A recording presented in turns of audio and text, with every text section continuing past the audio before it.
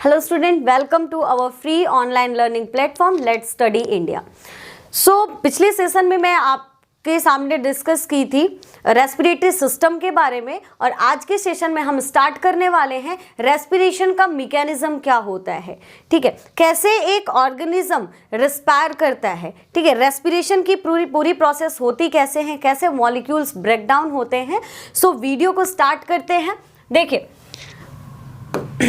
ये है student respiration. अब समझते हैं कि रेस्पिरेशन होता क्या है। देखिए, commonly we can say that the intake of oxygen from the atmosphere and release carbon dioxide into the atmosphere through the same pathway called respiration. हम नॉर्मली ये चीज कहते हैं कि हमने जो एटमॉस्फेयर से ऑक्सीजन को इनटेक किया और उसी एटमॉस्फेयर में कार्बन डाइऑक्साइड को रिलीज किया, यही प्रोसेस क्या कहलाती है, रेस्पिरेशन कहलाती है। बट ये एग्जैक्ट डेफिनेशन नहीं है, but it is not an exact explanation of respiration, but it favor the first step of respiration। ऐसा नहीं है कि ये गलत है, बट ये केवल फर्स्ट स्टेप को क्या करता है, फेवर करता है। जैसे आपने डाइजेशन में पढ़ा था कि जैसे ही हमने फूड को इनटेक किया तो क्या वो डाइजेशन हो गया, नहीं, वो एक फर्स्ट स्टेप है। तो सेम यहीं पे ऐसा है कि जैसे ही हम ऑक्सीजन को इनटेक करते हैं, ठीक है, और इनहेलेशन स्टार्ट होता है जैसे ही हमने एयर को अंदर लिया और जैसे ही हमने CO2 को बाहर निकाला उसी एटमॉस्फेयर में, तो वो एक्सहेलेशन हो जाता है। तो ये एक फर्स्ट प्रोसेस है। ठीक है, इसका एक अपना अलग से टर्म है। ठीक है स्टूडेंट, तो देखिए तो एग्जैक्टली डेफिनेशन इसका क्या होता है रेस्पिरेशन का। तो स्टूडेंट रेस्पिरेशन जो होता है ये एक बायोकेमिकल प्रोसेस है। Respiration is a biochemical process which undergo the mitochondria and involve the gaseous exchange। देखिए, जितने भी ऑर्गेनिजम्स होते हैं स्टूडेंट, ये ऑर्गन से मिलके बने हुए होते हैं। अब जो ऑर्गन है वो सेल और टिश्यू से मिलके बना हुआ होता है। सेल के अंदर आपने क्लास 9th में पढ़ा होगा कि सेल्स जो होते हैं हमारे, उनके अंदर ढेर सारे सेल्स ऑर्गेनेल्स होते हैं, जिसमें से रेस्पिरेशन में जो मेजर रोल प्ले करता है स्टूडेंट, वो होती है माइटोकॉन्ड्रिया। इसी माइटोकॉन्ड्रिया के अंदर गैसियस एक्सचेंज की प्रोसेस होती है। अब गैसियस एक्सचेंज क्या होता है, ऑक्सीजन और CO2 का इनहेल और एक्सहेल जो होता है ट्रांसपोर्ट, ऑक्सीजन एंटर करेगा, CO2 रिलीज होगी। ठीक है, ये जो प्रोसेस है ये क्या कहलाती है, गैसियस एक्सचेंज कहलाती है। और इसी प्रोसेस के दौरान ह्यूज अमाउंट में जो एनर्जी होती है स्टूडेंट, वो रिलीज होती है। जो हम बहुत सारे एक्टिविटी परफॉर्म करते रहते हैं, बहुत सारे काम हम दिन प्रतिदिन करते रहते हैं, उसके लिए हम क्या करते हैं, इसी एनर्जी का यूज करते हैं। ठीक है, अब उसके बाद देखिए, respiration is a very essential process for all living organism because it provide energy for carrying out all the life process। Student, हम जितने भी काम कर रहे हैं, या तो कोई भी लिविंग ऑर्गेनिज्म है, अगर वो सरवाइव कर रहा है तो वो क्यों कर पा रहा है भाई। किसी भी काम को करने के लिए स्टूडेंट हमें एनर्जी चाहिए। अब वो एनर्जी मिलेगी कहाँ से, तो जब हम ऑक्सीजन, आपको ये पता है कि डाइजेशन और रेस्पिरेशन ये दो एक ऐसे प्रोसेस है जिनसे हमें क्या मिलती है, एनर्जी मिलती है। अब देखिए, डाइजेशन से तो आपको पता है, आप तो सीधे देख रहे हो कि भाई हम खाना खा रहे हैं तो उससे हमको क्या मिल, हम जो न्यूट्रिएंट्स ले रहे हैं स्टूडेंट, इससे हमको क्या मिल रही है, एनर्जी मिल रही है। बट जो रेस्पिरेशन का कॉन्सेप्ट है ना, ये थोड़ा नहीं समझ में आता है कि इससे हमको कैसे, केवल हम सांस ले रहे हैं, ऑक्सीजन जा रहा है तो इससे हमको एनर्जी मिल जा रही है। तो हम यही देखेंगे कि कैसे रेस्पिरेशन के थ्रू हमको एनर्जी मिलती है। तो देखिए स्टूडेंट, जो रेस्पिरेशन होता है वो जितने भी लिविंग ऑर्गेनिजम्स होते हैं उनको क्या प्रोवाइड कराता है, एनर्जी प्रोवाइड कराता है। इसीलिए जो रेस्पिरेशन एक ऐसी प्रोसेस है जो सारे ऑर्गेनिजम्स के लिए बहुत ही इसेंशियल होती है। अब देखिए स्टूडेंट, हम बात करते हैं कि जो रेस्पिरेशन में मैंने अभी आप जो टर्म बोले कि भाई इनहेलेशन और एक्सहेलेशन जो होता है यही रेस्पिरेशन कहलाता है, तो हम आपके इसी डाउट को यहाँ पे क्लियर करने वाले हैं। देखिए, the process in which inhalation and exhalation is involved. अभी मैंने क्या कहा कि ये गलत नहीं है कि आपने सांस को लिया और कार्बन डाइऑक्साइड को बाहर निकाला एटमॉस्फेयर में उसी पाथवे से, तो ये एक एग्जैक्ट डेफिनेशन नहीं है, ठीक है, लेकिन इस प्रोसेस में ये इन्वॉल्व होती है और ये फर्स्ट स्टेप है। देख, इसी प्रोसेस को हम क्या बोलते हैं student? Inhalation of oxygen from the atmosphere and exhalation of carbon dioxide from the lungs to the atmosphere is called breathing। इसको हम क्या बोलते हैं स्टूडेंट? ब्रीदिंग बोलते हैं, ठीक है। जैसे ही हम सांस लिए और बाहर निकाले तो इस प्रोसेस को हम क्या बोलते हैं?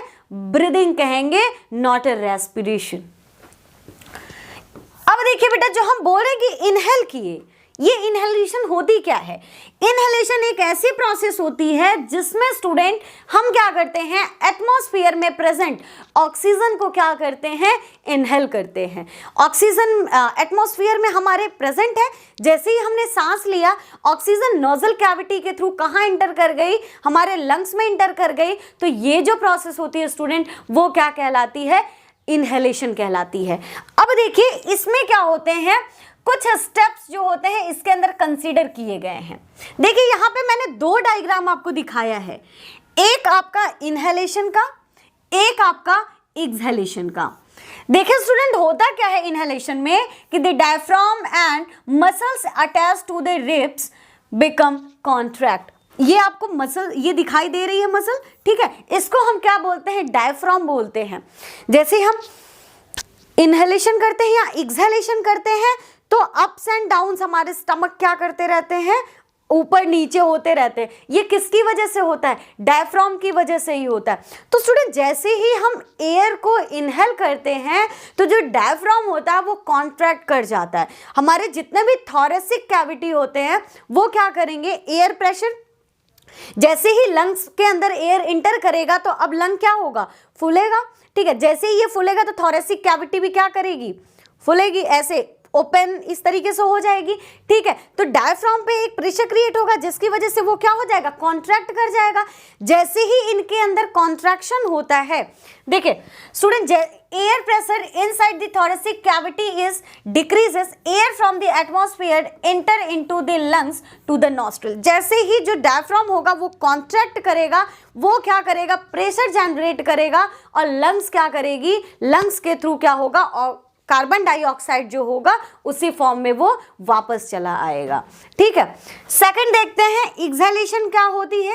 Exhalation is a process by which waste carbon dioxide released outside the lungs called exhalation. जैसे ही CO2 जो होता है वो रिलीज होगा लंग्स से एटमॉस्फेयर के अंदर, तो वो प्रोसेस क्या कहलाएगी? वो कहलाएगी एक्सहेलेशन। इसमें क्या होता है? Muscles of diaphragm and ribs become relax. अब रिब्स जो है स्टूडेंट वो क्या हो जाएंगी? रिलैक्स हो जाएंगी, अपने पाथवे पे अपना जो उनका ओरिजिनल पोजीशन था उसको वो गेन करेंगी।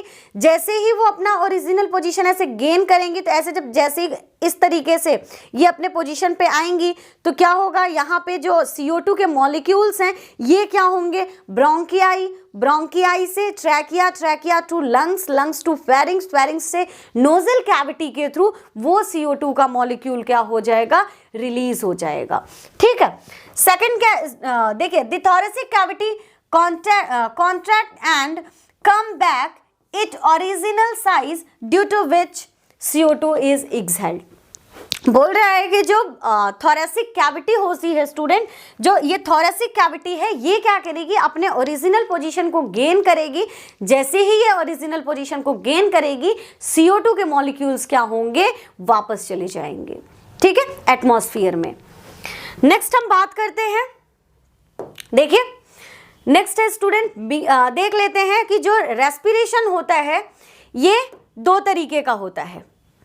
एक जो होता है स्टूडेंट, आपने पढ़ा कि एक्सटर्नल, ठीक है, एक्सटर्नल रेस्पिरेशन, एक होता है इंटरनल रेस्पिरेशन। तो जो एक्सटर्नल रेस्पिरेशन था स्टूडेंट, आपने पढ़ा inhalation of oxygen and exhalation of carbon dioxide. But जो इंटरनल होता है वो सेल्स के अंदर हो रहा है जाके, ठीक है।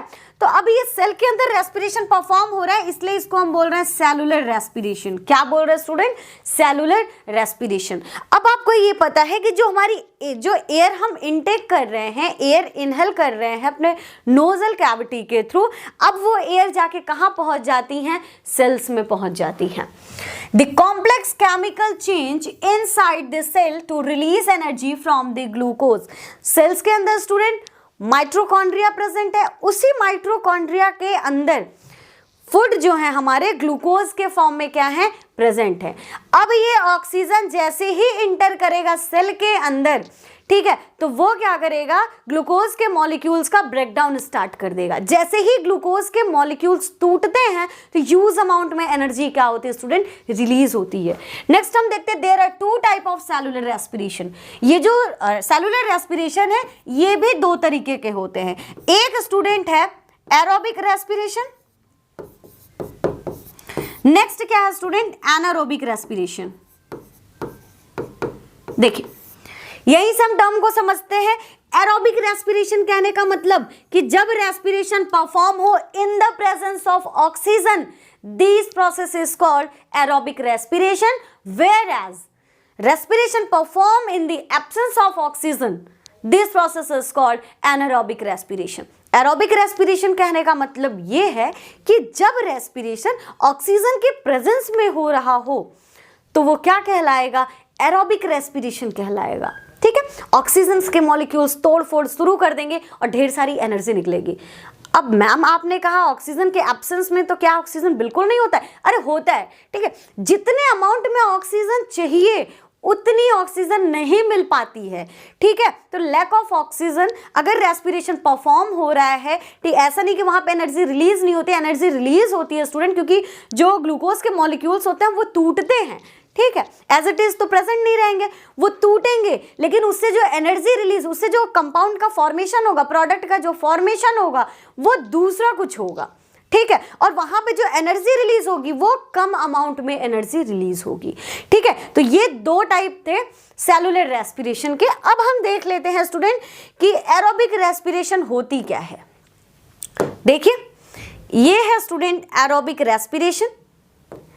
एरोबिक रेस्पिरेशन को देखने से पहले, ठीक है, इसके ये केमिकल मैकेनिज्म को समझना होगा।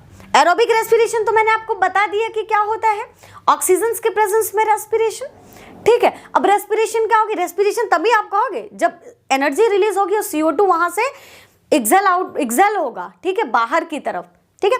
केवल आपने इनहेल किया तो वो आपका रेस्पिरेशन नहीं है। तो यहां पे देखते हैं ग्लूकोज के मॉलिक्यूल्स कहां प्रेजेंट है भाई? ग्लूकोज के मॉलिक्यूल प्रेजेंट हैं सेल के अंदर। अब इस सेल के अंदर ये वहां से ऑक्सीजन जी भी पहुंच गए। जैसे ही ये ऑक्सीजन यहां पहुंचेगा स्टूडेंट, तो ये बहुत ही खुराफाती होता है, तुरंत तोड़फोड़ मचा देगा। ये क्या करेगा? ग्लूकोज जो शांति से बैठा हुआ था इसको तोड़ देगा।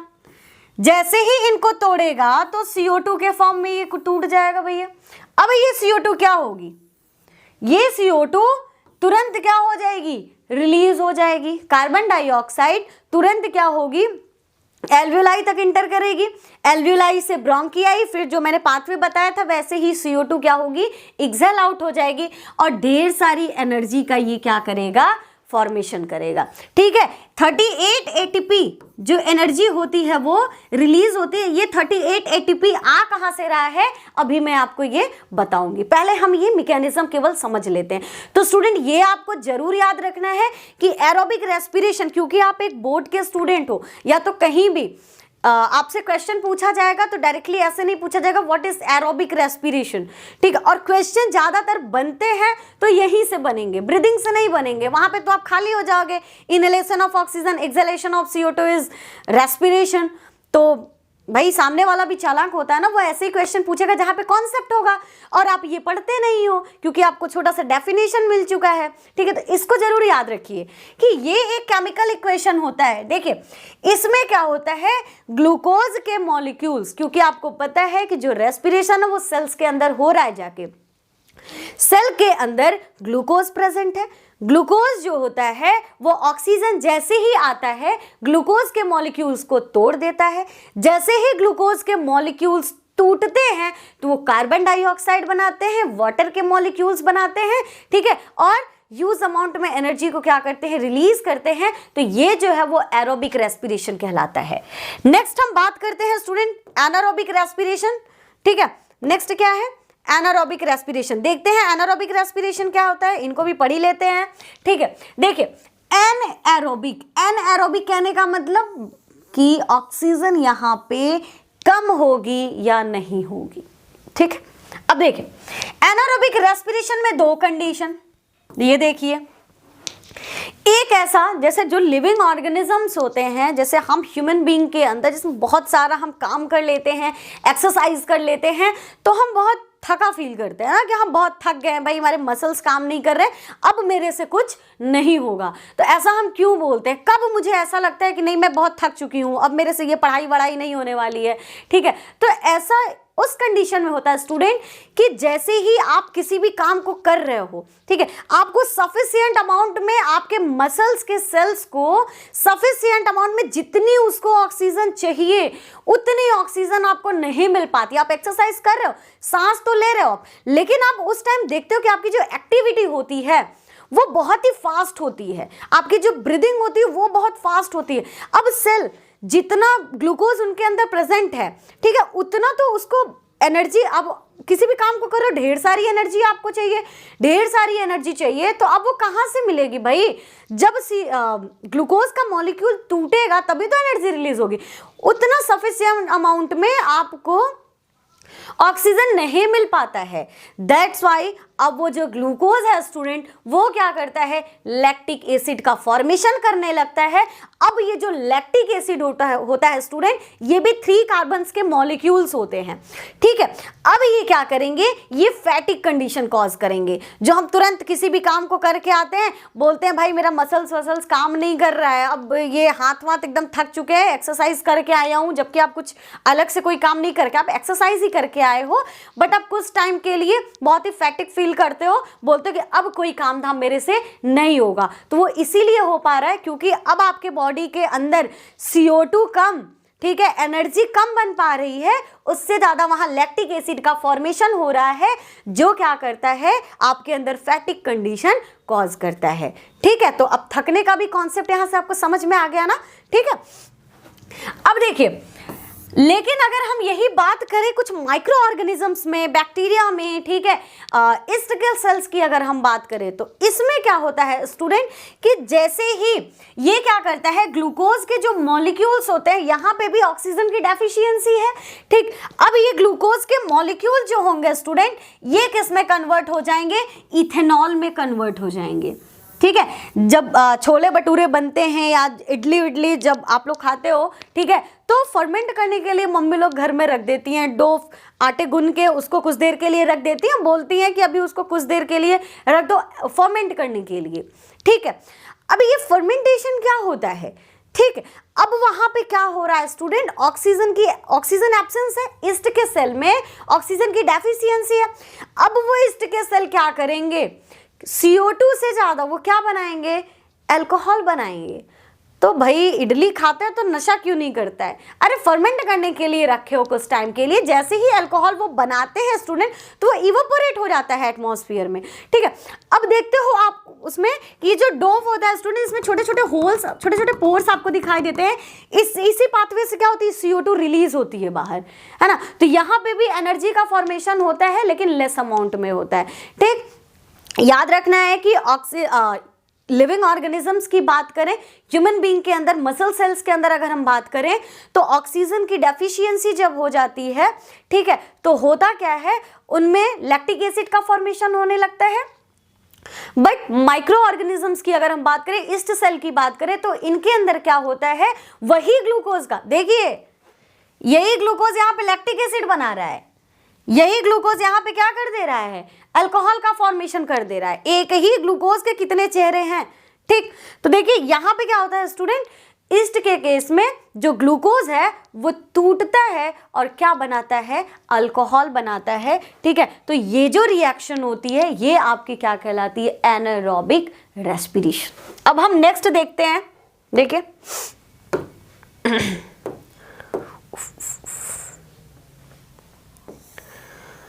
अब हम थोड़ा सा देख लेते हैं मैकेनिज्म समझते हैं स्टूडेंट कि रेस्पिरेशन का मैकेनिज्म क्या है, ठीक है, जो आज का हमारा टॉपिक भी है। ठीक, देखिए मैकेनिज्म को स्टार्ट करने से पहले देखते हैं the first step is the breakdown of glucose 6 carbon molecules into the 3 carbon molecules.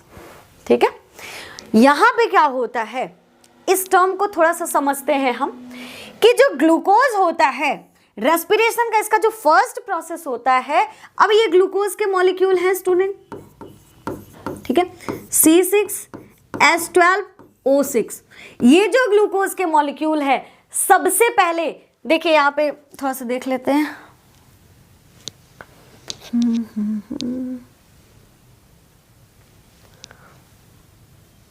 देखिए ये ग्लूकोज के मॉलिक्यूल है स्टूडेंट C6H12O6। देखिए अब ये ग्लूकोज के मॉलिक्यूल टूटते हैं, अभी इसके कितने कार्बन है, इसमें 6 कार्बन। अभी मैंने वहां पे क्या बताया कि जो ग्लूकोज के मॉलिक्यूल होते हैं जिनमें कितने कार्बन होते हैं, 6 कार्बन होते हैं। अब ये जो ग्लूकोज के मॉलिक्यूल है स्टूडेंट, ये जब टूटते हैं तो पायरुवेट बनाते हैं। क्या बनाते हैं, पायरुवेट बनाते हैं। अब ये जो पायरुवेट होता है स्टूडेंट, ये कार्बन के इसमें 3 मॉलिक्यूल्स होते हैं, समझिएगा। एक जो ग्लूकोज है वो टूटता है तो पायरुवेट बनाता है। पायरुवेट के नंबर ऑफ कार्बन कितने होते हैं, 3 नंबर ऑफ कार्बन से मिलके एक पायरुविक एसिड का फॉर्मेशन होता है।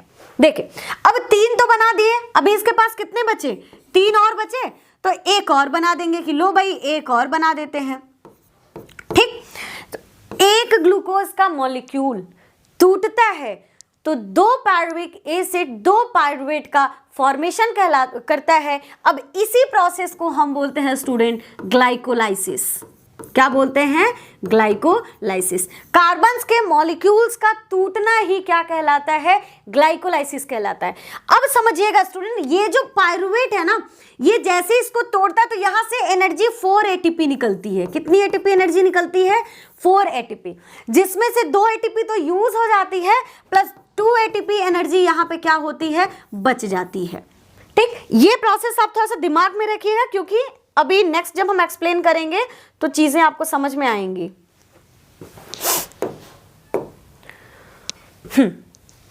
देखिए यहां पे देखते हैं कि मैंने वो बताया क्यों आपको। पहली प्रोसेस तो समझ में आ गई, मैंने अभी बताया कि कार्बन के जो 6 मॉलिक्यूल्स होते हैं वो 3 मॉलिक्यूल्स में टूटते हैं। उन्हें 3 मॉलिक्यूल्स से बने जो कंपाउंड होते हैं जिसे हम क्या बोलते हैं, पायरुविक एसिड या पायरुवेट बोलते हैं। एक कार्बन के ग्लूकोज के मॉलिक्यूल्स के टूटने से 2 पायरुविक एसिड का फॉर्मेशन होता है। 4 ATP मॉलिक्यूल्स एनर्जी वहां पे रिलीज होती है। अब ये जो 4 ATP रिलीज होती है एनर्जी, जिसमें से 2 तो उसके तोड़ने फोड़ने काम करने में लग जाता है, 2 ATP मॉलिक्यूल्स क्या होती हैं, एनर्जी जो होती है वो बची होती है। नेक्स्ट स्टेप हम देख लेते हैं कि the breakdown of pyruvate using the oxygen take place in mitochondria. अभी मैंने जो एक प्रोसेस पढ़ाया आपको एरोबिक रेस्पिरेशन, वहां पे स्टूडेंट क्या होता है कि अब ब्रेकडाउन किसका हो जाएगा, जैसे ही ग्लूकोज के मॉलिक्यूल्स ऑक्सीजन के प्रेजेंस में टूटेंगे तो वो क्या बने, पहले तो ग्लूकोज किसमें टूटा, पायरुवेट में। अब ऑक्सीजन जब आएगा तो उसको किसमें तोड़ देगा, ऑक्सीजन ब्रेक डाउन कर देगा और क्या बना देगा, कार्बन के 6 मॉलिक्यूल्स CO2 क्या बनाएगा, कार्बन। अब मतलब 6 मॉलिक्यूल्स होते हैं, CO2 जो होता है उसमें एक ही मतलब कार्बन होता है उसमें, ठीक है। तो वो बैलेंसिंग मैकेनिज्म का यहाँ पे कॉन्सेप्ट है। ये देखिए जैसे ये O2, अब यहाँ अगर हम बात करें तो एक ही कार्बन है, ठीक है। तो ये बैलेंसिंग मैकेनिज्म को तो इसको हम बैलेंस करते हैं, ठीक है, कि प्रोडक्ट और रिएक्टेंट का जो मास हो वो इक्वल हो, ठीक है स्टूडेंट। तो अब देखिए पायरुवेट एसिड ग्लाइकोलाइसिस हो गया ग्लूकोज का। अब ऑक्सीजन के प्रेजेंस में वो क्या बनाएगा, कार्बन डाइऑक्साइड का फॉर्मेशन करेगा, ह्यूज अमाउंट में क्या करेगा, एनर्जी को रिलीज करेगा, ठीक है। तो ये प्रोसेस क्या कहलाती है, एरोबिक रेस्पिरेशन। नेक्स्ट हम देख लेते हैं कि जो पायरुवेट होता है स्टूडेंट ना, जरूरी नहीं है कि ये कार्बन डाइऑक्साइड ही बनाए, ठीक है। हो सकता है कभी कभी कि ये लैक्टिक एसिड भी बना ले, हो सकता है कि ये अल्कोहल बना ले। ठीक है, आपको तो समझ में आ ही गया है कि कैसे ये अल्कोहल और लैक्टिक एसिड बनाता है। ठीक, तो देखिए लिविंग ऑर्गेनिज्म के केस में अगर हम बात करें, ठीक है, तो जो मसल सेल्स होते हैं उनके अंदर ये क्या करेगा, ऑक्सीजन की डेफिशिएंसी में अल्कोहल का फॉर्मेशन, मतलब ये जो पायरुवेट है ये टूट जाएगा किसमें, और क्या बना देगा, अल्कोहल का लैक्टिक एसिड का फॉर्मेशन करेगा। बट अगर हम ईस्ट सेल में बात करें तो उसमें ये क्या करेगा, अल्कोहल C2H5OH का फॉर्मेशन करेगा, एनर्जी रिलीज होगी बट कम रिलीज होगी। ठीक, तो ये प्रोसेस आपका क्या कहलाएगा, एनारोबिक रेस्पिरेशन। तो अगर आपसे रेस्पिरेशन का मैकेनिज्म पूछता है स्टूडेंट, तो अगर आप टाइप अगर पूछता है तो आप बताएंगे दो तरीके के होते हैं, एक आपका होता है एक्सटर्नल, दूसरा क्या होता है इंटरनल। इंटरनल जो होता है आपका, इंटरनल में आपका एक होता है भाई, इंटरनल में एनारोबिक रेस्पिरेशन, ठीक है, सेलुलर रेस्पिरेशन। सेलुलर रेस्पिरेशन दो तरीके के होते हैं, एक एनारोबिक रेस्पिरेशन, एक एरोबिक रेस्पिरेशन। दोनों का ही डेफिनेशन विद केमिकल इक्वेशन मैंने यहाँ पे डिस्कस किया है। ठीक है, एट लास्ट आप मैकेनिज्म को दिखाएंगे कि कैसे ये स्टेप वाइज प्रोसेस हो रही है। आप चाहो तो एक मैकेनिज्म के थ्रू आप सारी चीजों को क्या कर सकते हो, एक्सप्लेन कर सकते हो। यहीं पे एरोबिक और एनारोबिक दोनों को ही क्या कर सकते हैं, आप डिस्कस कर सकते हैं। अब इसके बाद देखिएगा स्टूडेंट, जो हम बताए थे आपको कि 38 ATP मॉलिक्यूल्स का जो फॉर्मेशन होता है, अब वो ये होता कैसे है। तो नेक्स्ट स्लाइड देखिए, प्रोसेस को समझें हम। ये देखिए, इसके थ्रू हम थोड़ा रेस्पिरेशन का एक व्यू ले लेते हैं कि कैसे हम रेस्पिरेशन करते हैं। उससे पहले हम ये देख लेते हैं कि 38 ATP मॉलिक्यूल जो है वो आता कहाँ से है। तो स्टूडेंट देखिए, मैंने क्या बताया था कि एक जो ग्लूकोज होता है, देखिए C6H12O6, ये जो ग्लूकोज के मॉलिक्यूल, इनका ग्लाइकोलाइसिस हो गया, क्या बना दिया स्टूडेंट, पायरुवेट। ठीक है, कितने मॉलिक्यूल्स बने थे, कितने बनाए थे पायरुवेट, दो। कितने बनाए, दो बनाए स्टूडेंट। ठीक है, मैंने ये बताया था कि एक जो पायरुविक एसिड होती है उससे एनर्जी कितनी रिलीज होती है, 4 ATP। 4 ATP में 2 ATP यूज हो गई, कितनी बची स्टूडेंट, 2 ATP। कितनी बची, 2 ATP। यहां पे एनर्जी क्या हुई है, बची हुई है। ठीक है, अब देखिए, अब यहां पे क्या होगा स्टूडेंट, जैसे ही ये टूटेगा, ठीक है, पायरुवेट जैसे ही टूटेगा तो उससे कितनी एनर्जी रिलीज होगी, 18। एक पायरुवेट एसिड अगर टूटेगी, ठीक है, तो उससे 18 ATP मॉलिक्यूल्स क्या एनर्जी क्या होगी, रिलीज होगी। अब एक पायरुवेट टूट रहा है तो 18 ATP एनर्जी बना रहा है। ठीक है, दो है तो 18 2 36, ठीक है, प्लस ग्लाइकोलाइसिस से रिलीज हुई एनर्जी 2 ATP, तो 36 ATP प्लस 2 ATP, देखिएगा कितनी एनर्जी हो गई, 38 ATP। इतनी एनर्जी बनती है हमारे बॉडी सेल्स के अंदर। अब इसी एनर्जी का हम यूज खेलने, पढ़ने, जो भी करना है उसमें करते हैं। अब इसके बाद देख लेते हैं स्टूडेंट इनहेलेशन प्रोसेस। ठीक है, इनहेलेशन समझ लेंगे तो एक्सहेलेशन उसी पाथवे से होता चला आएगा।